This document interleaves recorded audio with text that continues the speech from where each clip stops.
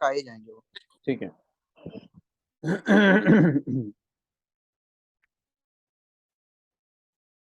ठीक है सर, ठीक है. Okay, so we shall start now. Okay, so I welcome you all in this intellectual adventurous meeting, and this will be oh,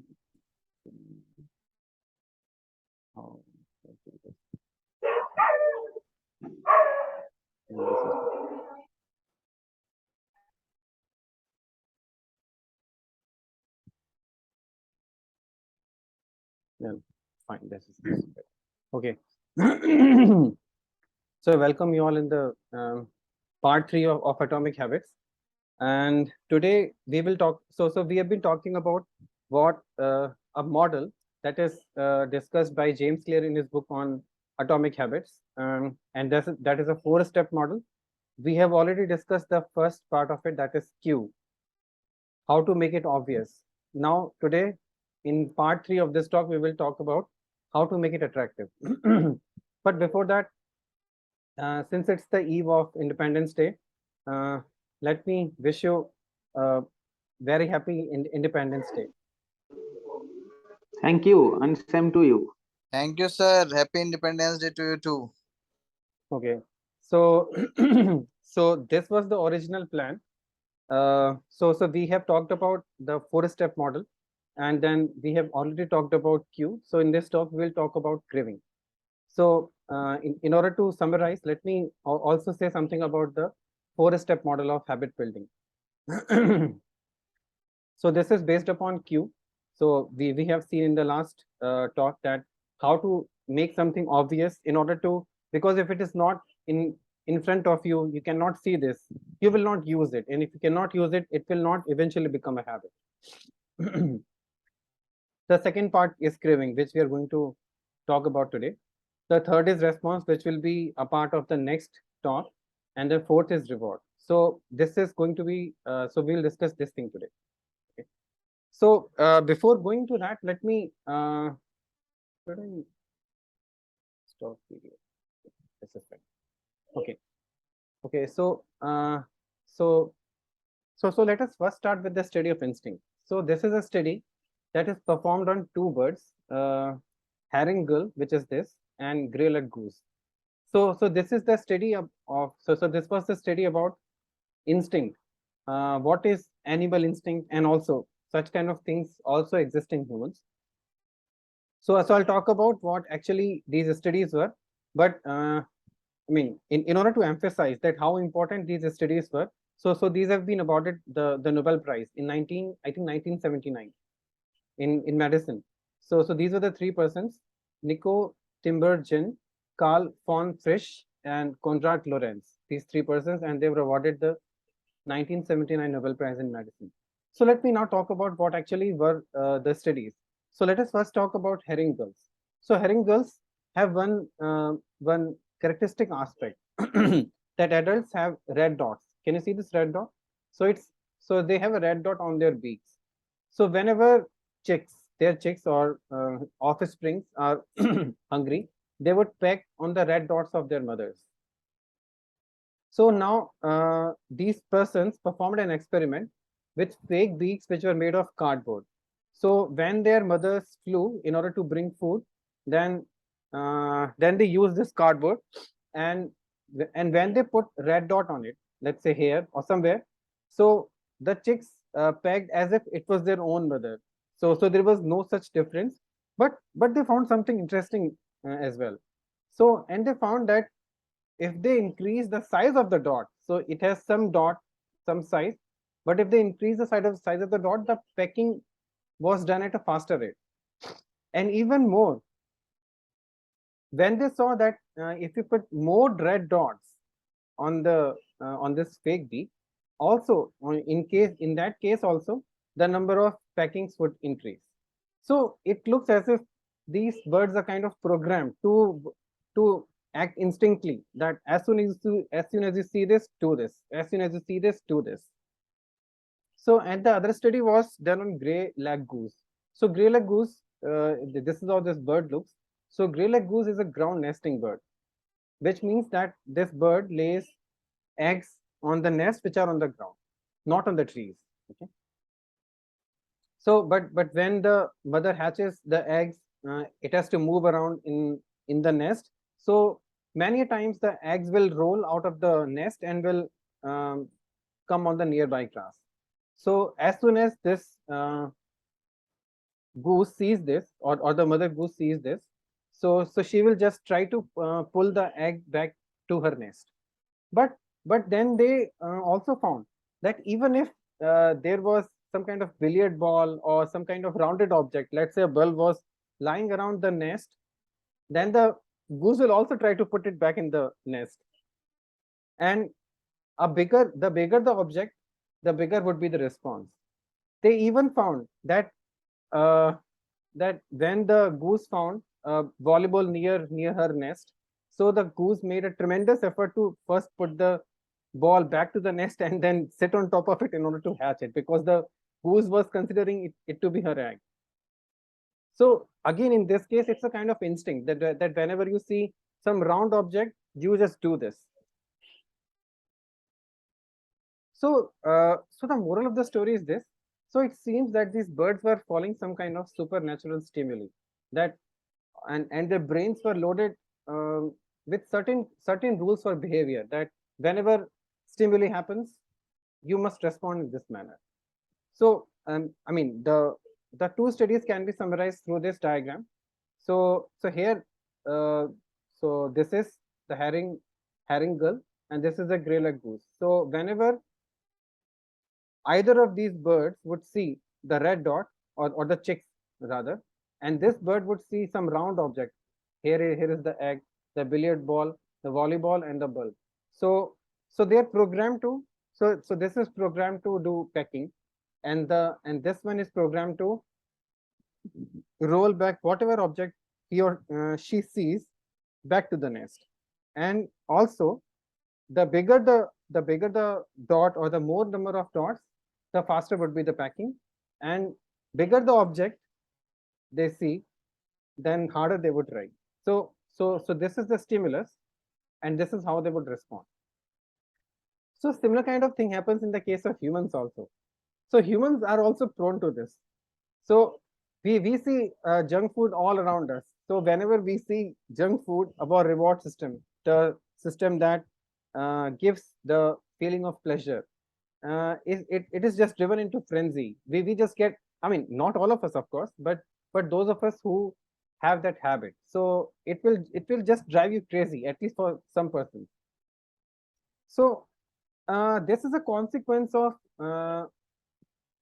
what our ancestors had to face at very early times, because at that time a food that was rich in sugar and fat would have been life-saving, because you don't know when you would get the next meal, because they were living in caves, they were hunting, foraging, so they did not know when you would get the next meal. But this is no longer the case today. You just phone some vendor, some person, and you will get the delivery within, say, half an hour. So it's no longer needed, it's no longer the case. But still, the craving has not changed in approximately 50,000 years. So it's still there. And this is how the modern food industry is trying to take advantage of this. So the food industry is trying to make it attractive. If the industry is packing the food in very attractive packaging, and if it looks good, if it looks juicy, if it looks tasty, and so on, then it's very likely that you will try it. And if you try it, and if you get the taste, if you get the pleasure, then it is again possible that you will try it again.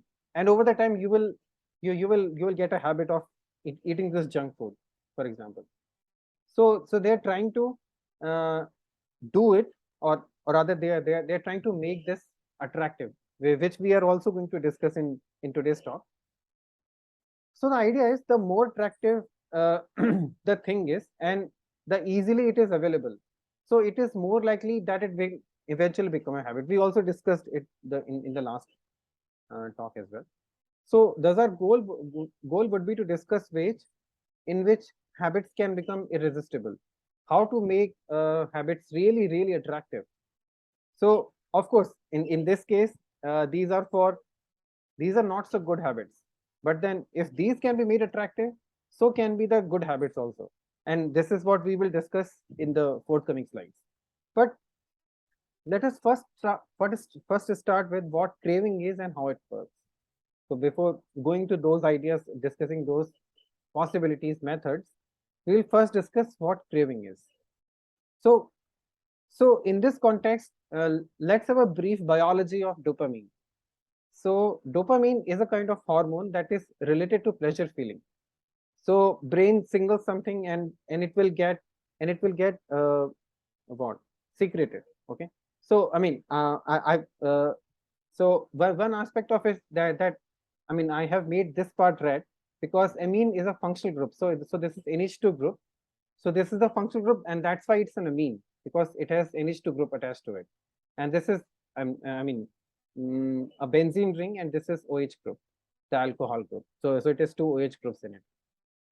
So in this regard, James Olds and Peter Milner performed an experiment on rats by blocking the release of dopamine.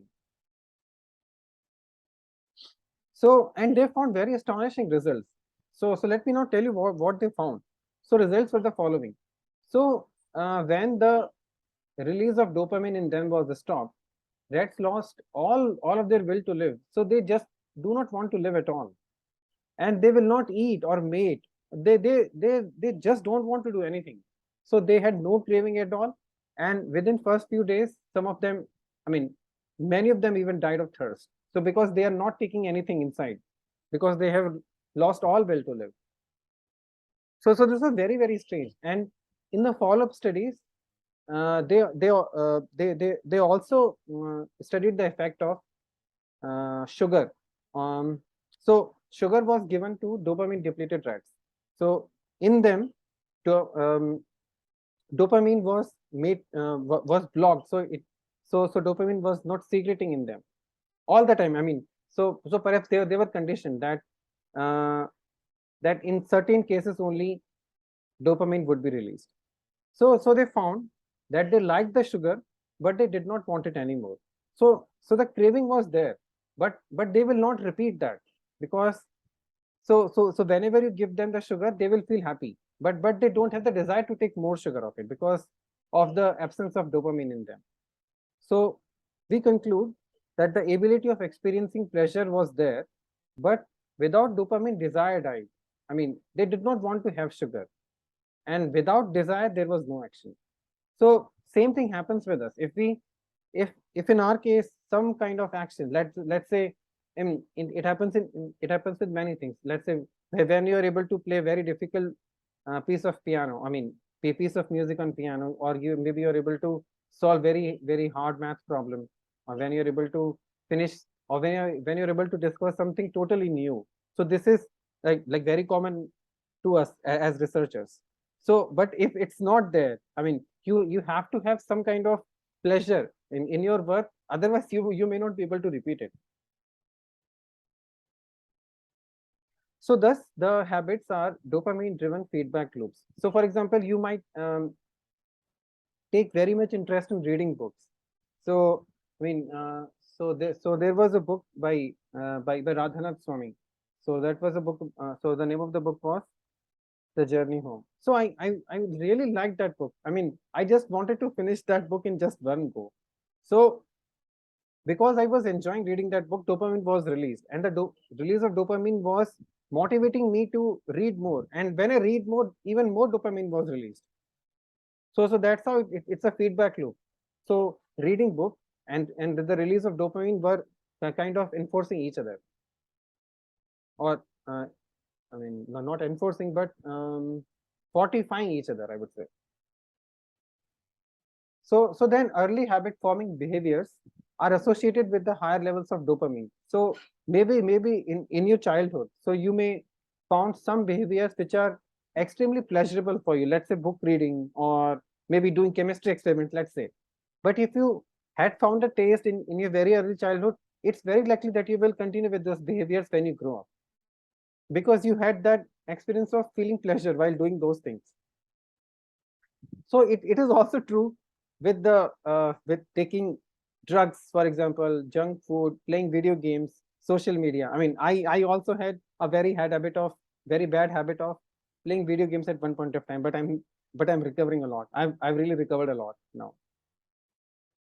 So apart from this, dopamine also plays a very important role in neurological processes like motivation, learning, memory, etc.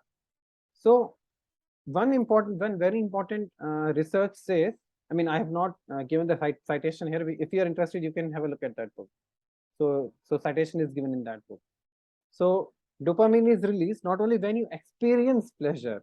So one thing is experiencing the pleasure, but when you also anticipate it. So I mean, if I talk of let's say my case, because I don't have any other examples to share here. So if I give you my example, so at one point of time I had a decent laboratory. So whenever I thought I can add a new chemical and the new chemical would be available with that person, I was really excited. So while I was anticipating that I will have new chemical added to my laboratory, I was also, I mean, feeling very happy about it. So getting that chemical is one thing, but feeling happy about it, that I'm going to have a new chemical added to my laboratory, was also very very pleasurable. So it is because the reward system in the brain is the same for two cases. So it's the same when you anticipate for something, or when you anticipate for the reward, and when you actually receive the reward. So and some research, okay, I'm again I've again not put the references here, but the researchers have done that have found, so nucleus accumbens are kind of wanting centers, or the what that give you pleasure, for example.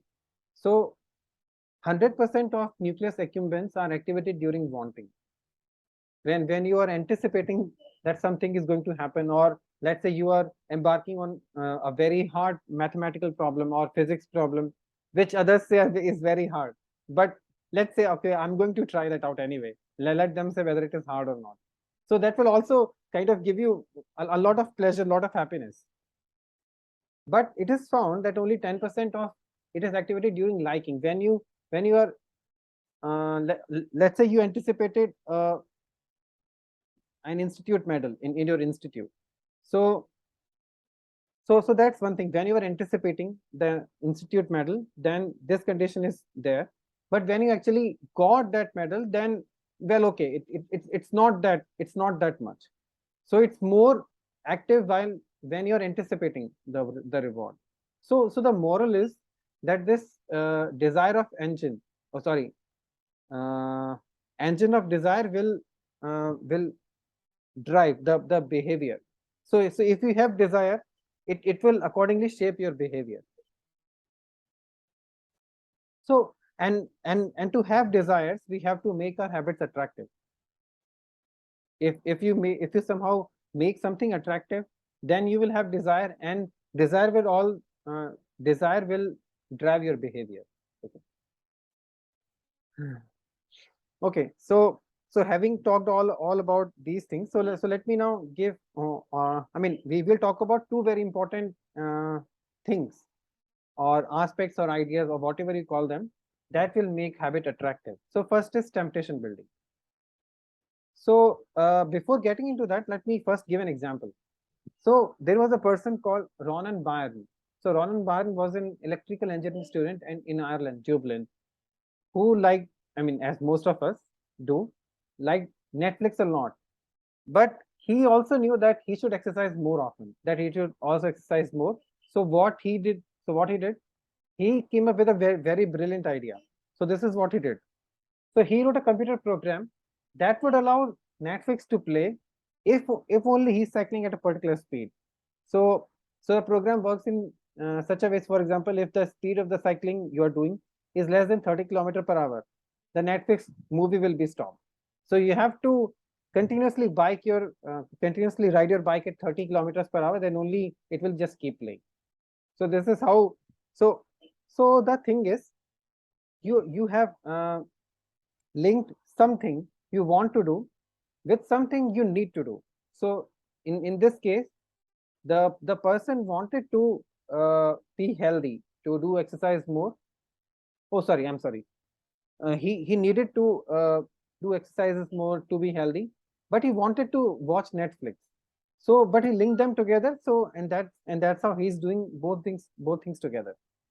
So okay. So this temptation building is one way to apply the Premark's principle. So Premark's principle states that more probable behaviors will reinforce lesser probable ones.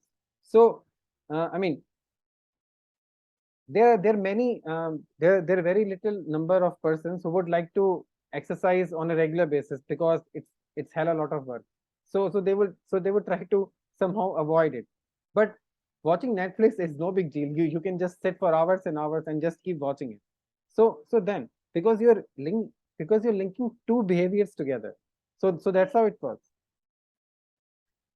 And I also tried, and I also tried it on me. So because earlier, I mean, I used to plan for a specific day, come up with a number of tasks, but it would be very difficult for me to finish all the tasks. So I started use this temptation building because everyone wants to have some kind of medals for some work. So I told to myself that if you finish all the tasks for a particular day, then you will be given a medal of honor. So this is how I use this idea in my case. Okay. And the next part is the role of surroundings, which is perhaps very extremely important to make a habit attractive, as you will see now. So let me start with a person called Laszlo Polgar. So Laszlo Polgar was a Hungarian chess teacher. So he had a staunch belief that a genius is not born, but is educated and trained. And he wanted to test his idea. And he tested this idea on his own children. So he had three daughters eventually, and he used chess to test this idea on his own children. So his strategies were the following. So first thing is that kids were homeschooled because he married a school teacher. So that school teacher was able to give all the formal education to all three daughters at home itself. So that's why they did not need to go to a school because they had all the basic education, primary education, or whatever education they needed at the home itself. And then, so the house would be full of all kind of chess books and pictures of famous chess players. And children were encouraged to play against each other and also compete in the tournaments, which whatever tournaments were available to them. And the results, and now I'll tell you the results. So because of all this training and like motivating a lot to play chess, so one of his daughters at 12 became the youngest player ever listed among top 100 plus players of the world at just age 12. And at 15 years 4 months she became the youngest grandmaster, and the same daughter at the age of 27 was ranked first in female chess players of the world. So it worked like wonders. So I mean, so from this we can see that the surroundings have a very strong role to play in our habits, in how we behave, in what we do in a particular situation.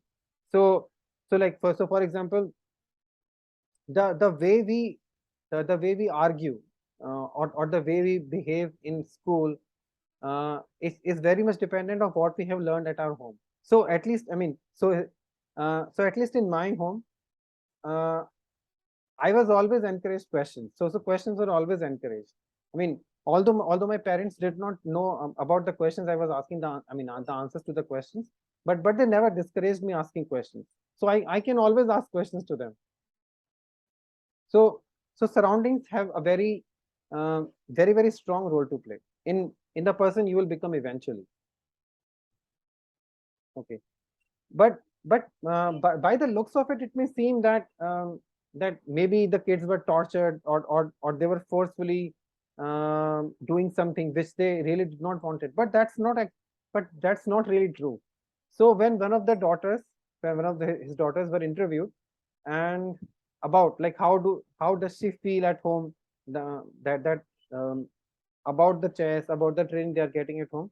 So she said that that one day she was playing chess, and her father told her that now it's very late, that and you should go back to sleep and leave the chess pieces there alone.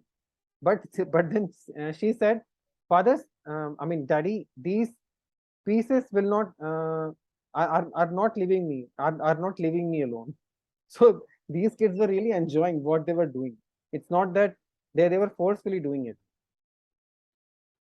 So the idea is, because the sisters or the three sisters grew up in a culture that prioritized chess above all. So for them, chess was everything. Because they give most priority to chess.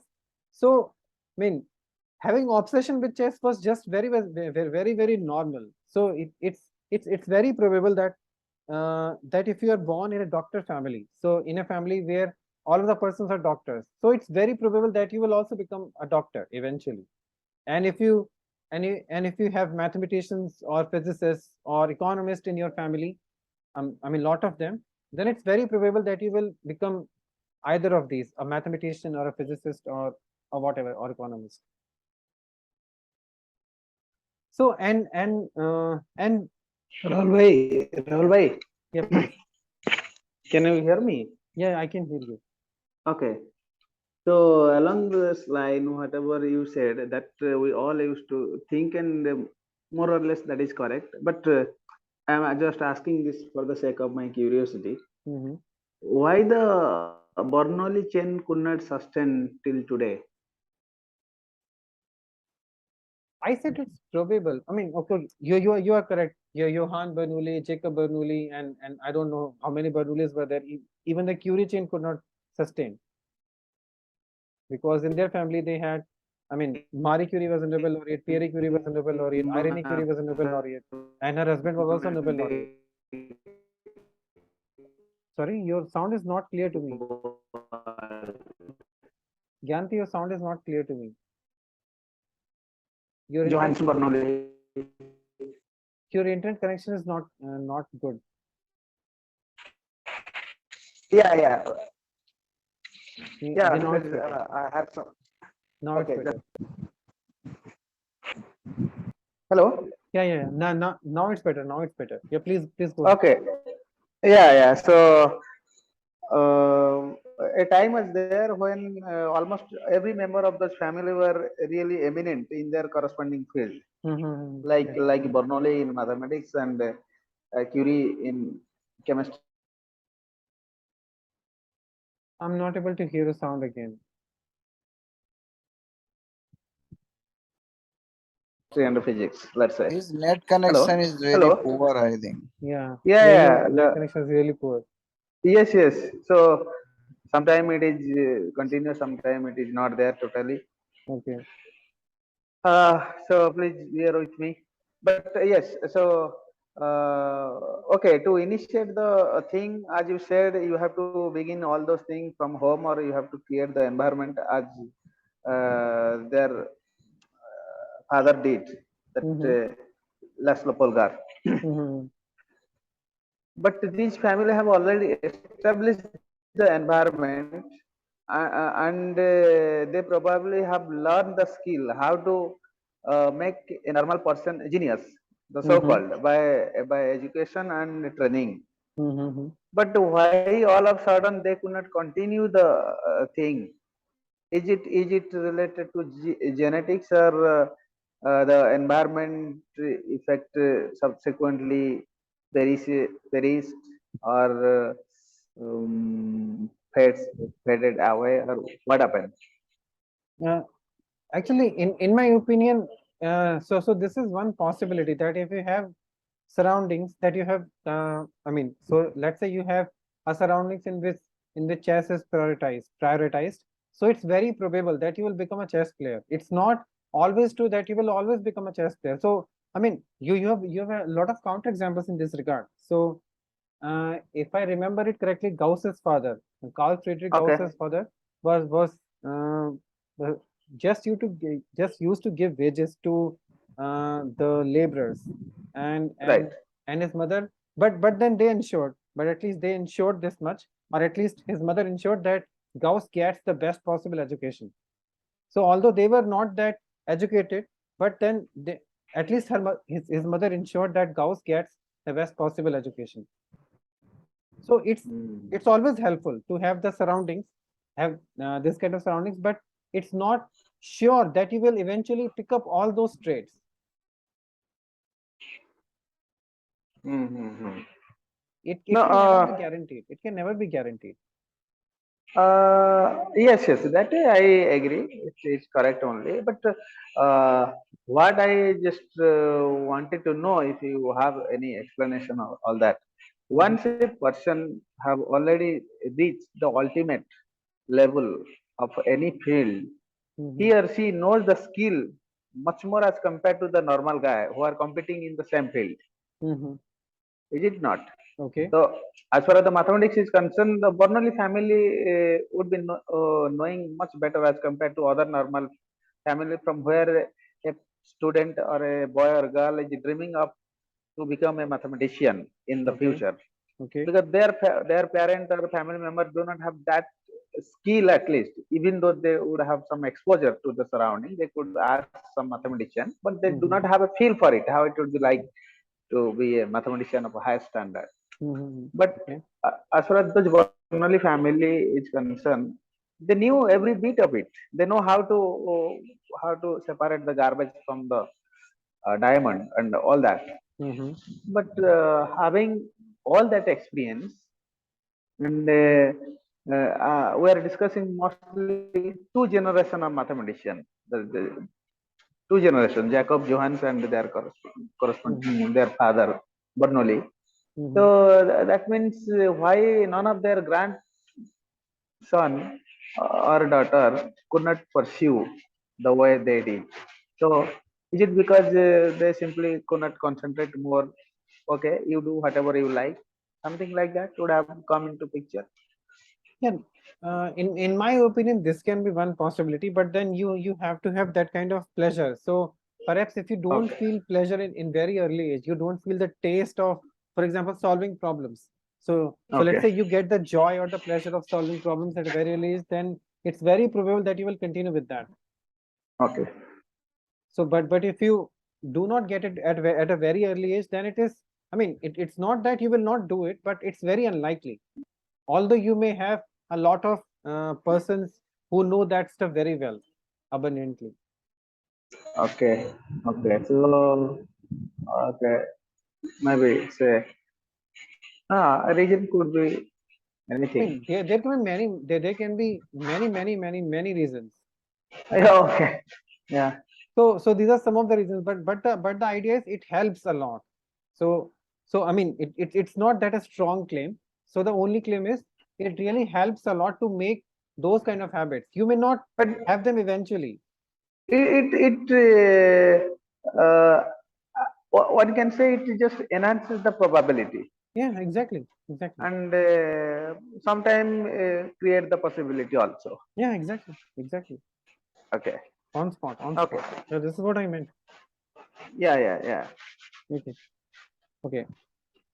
So in this regard, so I mean, society plays a lot of role about the habits that we have developed and we are going to develop, because we have the habits we have developed have been inspired from, let's say, my mother, my father, my sister, brother, wife, and other persons I see around me. And the habits that will be developed will also be dependent on the fact that, okay, some habits are not considered good, some habits are not, some habits are considered good. So I will eventually pick up those habits which are considered good and will try to leave those habits in order to make my image good in front of others.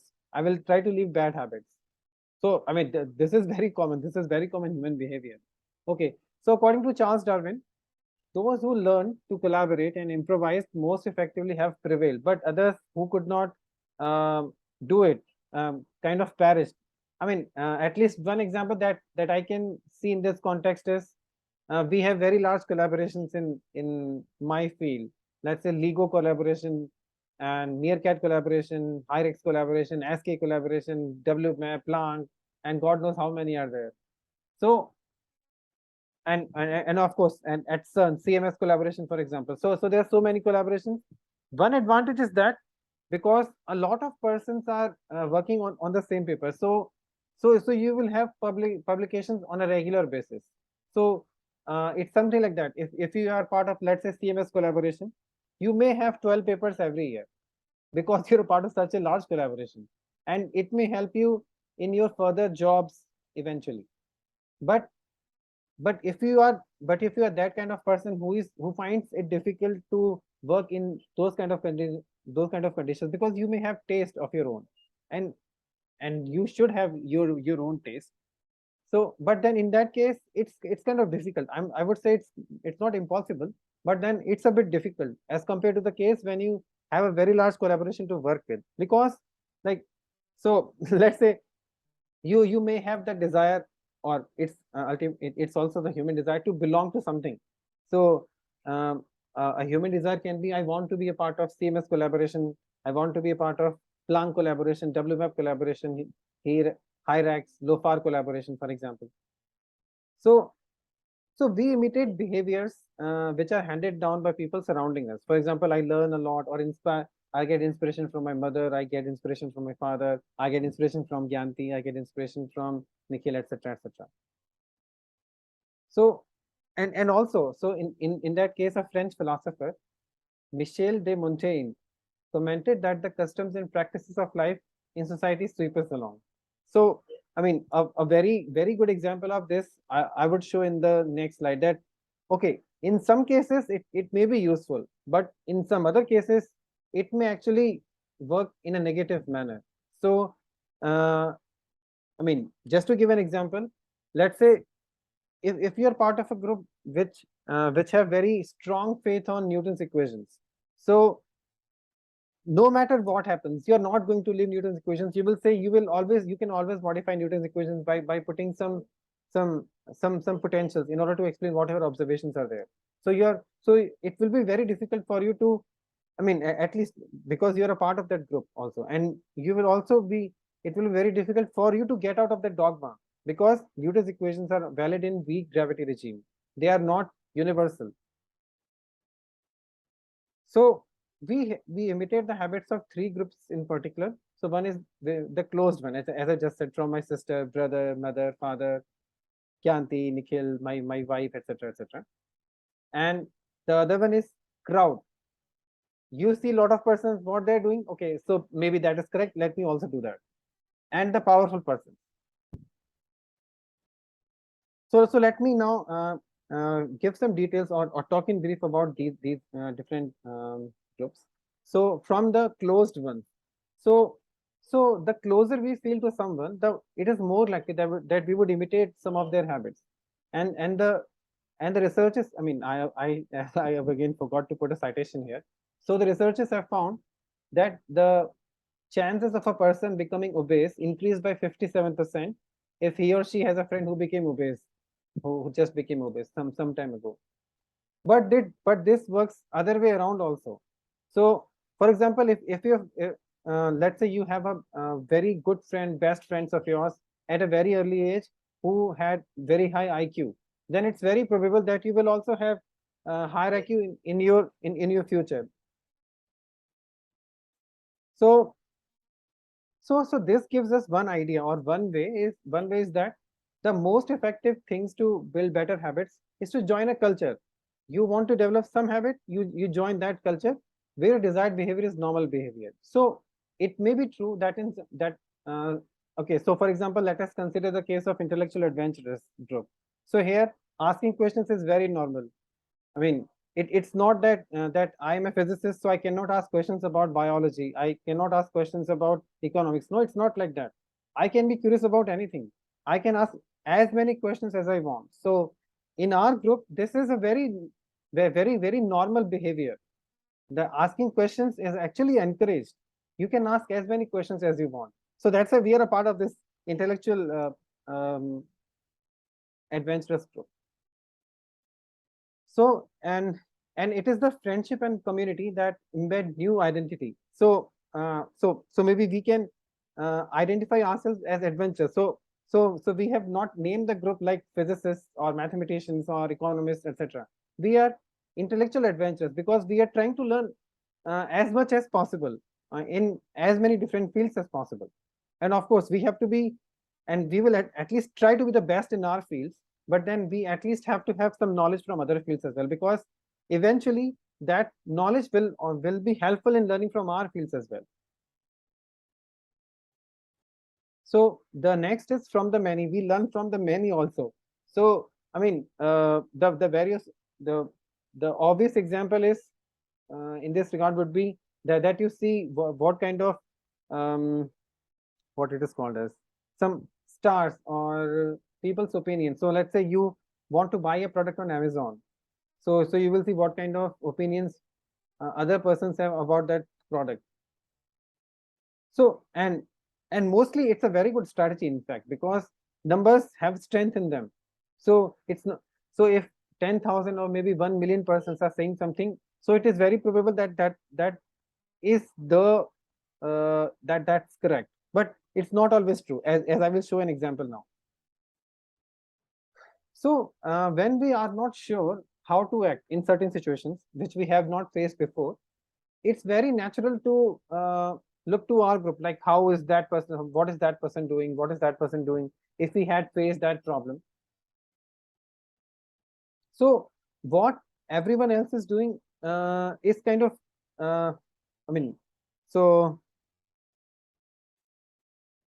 it can be very useful when you don't have idea how to act in a particular situation. Okay, so and that can be very smart strategy sometimes, but then it's not always true. For example, so some studies have shown that, for example, in this picture I'm showing a chimpanzee. So a chimpanzee, I mean, maybe 1 out of maybe 1,000 would be, so a chimpanzee group would use some techniques to break the nut open. In order to have nut to eat, they have to crack it open and then eat whatever there was inside. So 1 out of maybe 1,000 of the chimpanzees would find some very innovative, effective way of doing it. But then the chimpanzee will not use it, because chimpanzee want to identify himself with the group. He wants to just blend with the rest of them. So although he may have very effective, very brilliant idea, he will not implement it because he wants to blend with the group. And the similar kind of thing happens with the humans. So many times it happens that we try to imitate, or we try to follow what other person's opinions are. So we think it's better to be with the crowd and be wrong, instead of like separate from the crowd, be right on ourselves, looking smart or finding the truth. So I mean, for most of the persons it's very hard. Most of them would be like to be a part of the crowd, because this is very natural instinct in humans. So and the third one or the third source or inspiration is from the powerful. I mean, I have taken a lot of inspiration from so many different persons. So I mean, so high status person enjoy approval, respect and praise of others. So I mean, I have taken a lot of inspiration from my guide, from my current guide, Roy Martins, and so many different persons, Rudyard Kipling, and I mean, perhaps you know a lot of these persons already, as Jaishankar, Perelman, Edward Witten, Einstein, Weinberg, etc., etc. So and a similar kind of things is also there somewhere in the Bhagavad Gita.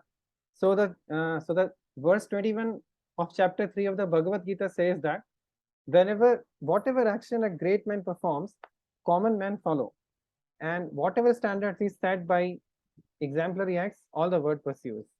So I mean, so it's very probable that that if you have some ideal or idol of yours from whom you learn a lot, and you find that the person does these things, it's very probable that you will also acquire those habits eventually.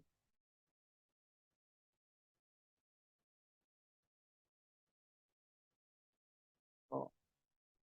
Are you both there?